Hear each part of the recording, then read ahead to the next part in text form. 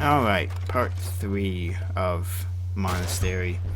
So, as soon as you get here, you want to shoot that rocket guy so that he takes out that building.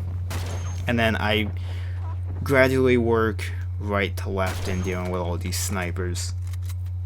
You have more than enough time to kill all of them before these guys can get over the bridge, because what's nice is that as they're running across this bridge, they're not shooting at you. So you have all the time in the world to kill every one of these guys. I ended up taking a little bit too long, so some of them got in the cover. But if you do have grenades during this part, I would say save them for the next area. It actually, for my run, it actually would have made the courtyard in the next section a lot easier if I had more grenades going into it than I ended up having. And if you feel more comfortable taking the sniper rifle into the next area, you can do that. I preferred to take the M4 so I had more ammo. And then I kind of go back down lower to pick up all this ammo before I go back up. It's one of those things where that ammo always is there, even if you unless you manage not to die between this part and getting up to the sniper's nest, then that's ammo probably won't be there for you. But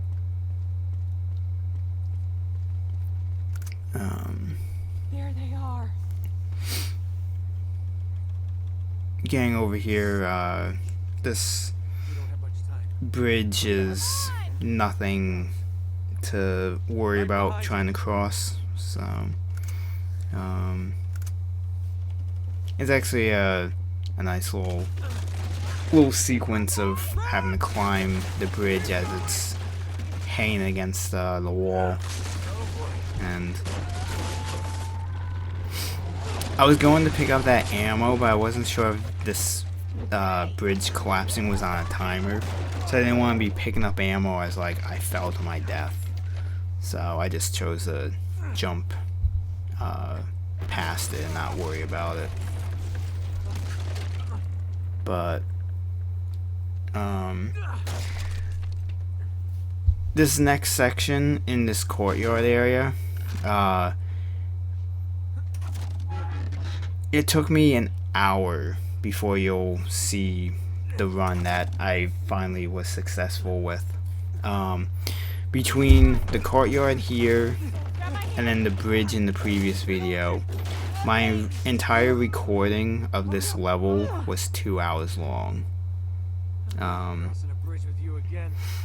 The courtyard coming up here was an hour, and then the bridge in the previous video was like half hour, a little bit over half an hour, and the rest of it was just like normal, you know, I died here, I died there, blah blah blah. But coming up here, you want to make sure you get this guy's Desert Eagle. I've had it where I've pushed him off here and the Desert Eagle has fallen to the lower area. If it does that, just reload checkpoint, because you need the Desert Eagle during this part. The spawn of the guys on the roof are kind of random sometimes. Sometimes there's a guy across from me on the roof. He'll randomly spawn in at different times. I've had him not spawn in until I've dealt with the two guys to my left, and this particular time he's already over there. You don't have to worry about the grenades hitting you. They usually, more times than not, will land way far away from you. There were occasions where one would land on my shoulder, but for the most part, you don't really need to worry too much about them. And then there's that wall to the right of me, so that any guys over there that try to throw grenades, they usually end up hitting in. I don't need to worry about them. But the biggest thing is that you want to get rid of all the guys that show up on the roofs. You want to be aware of where the grenade launcher is on the left of you, because eventually when you clear out, I think almost all the guys down here, there's a heavy shotgunner that shows up. You want to have this grenade launcher before he shows up.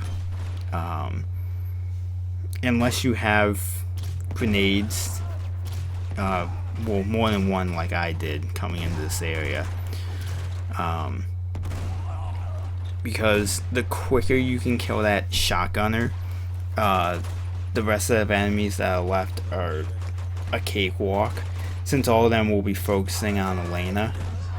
So you can very easily kill the rest of them with no real issue. But just the process of working through this area, like I said, I had to cut an hour of failed attempts when I was editing this chapter. Like when I finished this chapter and I looked at the recording time and saw it was 2 hours and 15 minutes. I was in just full disgust at how long this chapter took. And like I said, an hour of it was stuck on this section because of, stupid bullshit. But as soon as I saw Elena going towards the door, I was like, oh, thank fucking Christ, I finally cleared this area. And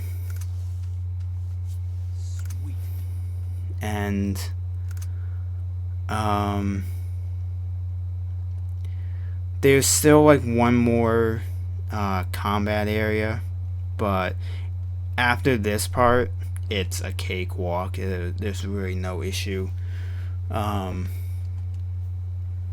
Since you can pull the first guy like out the doorway, so he falls to his death, and then there's a nice piece of cover that you can take that you have a very easy time of killing all of them. There is like one guy with a ride shield in there, but I either picked up a grenade or I end up getting a grenade in like the next area. I can't fully remember, but I probably could have cut out all this process of me picking up ammo, but I chose to leave it in just for the sake of leaving it in. Also, to the right of me right now is a grenade launcher, so if you want to take that into the next area, you can also do that. I chose not to take it just because I didn't feel I needed it. Though taking that grenade launcher into chapter 23 for the beginning section is probably a good idea. Since there's like a heavy shotgun like right at the start of that chapter. But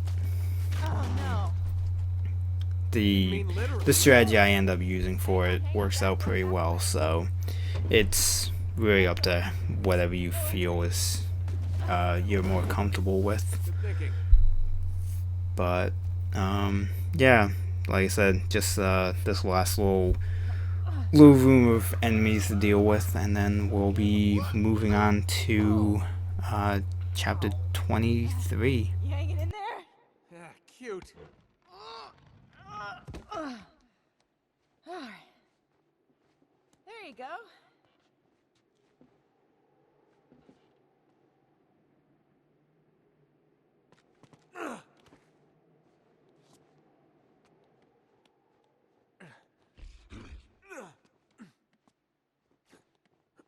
We're getting closer. Okay. Keep your eyes open. Hey. Shh. All right. Keep your head down. Stay alert.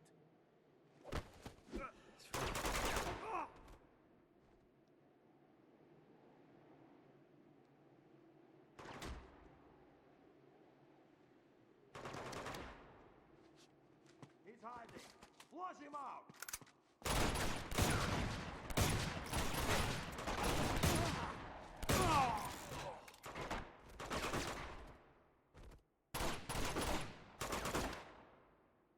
It's gonna blow.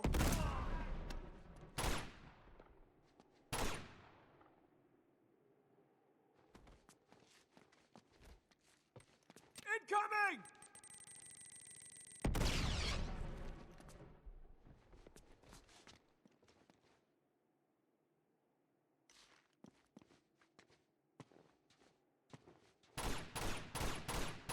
You're through. We'll see about that.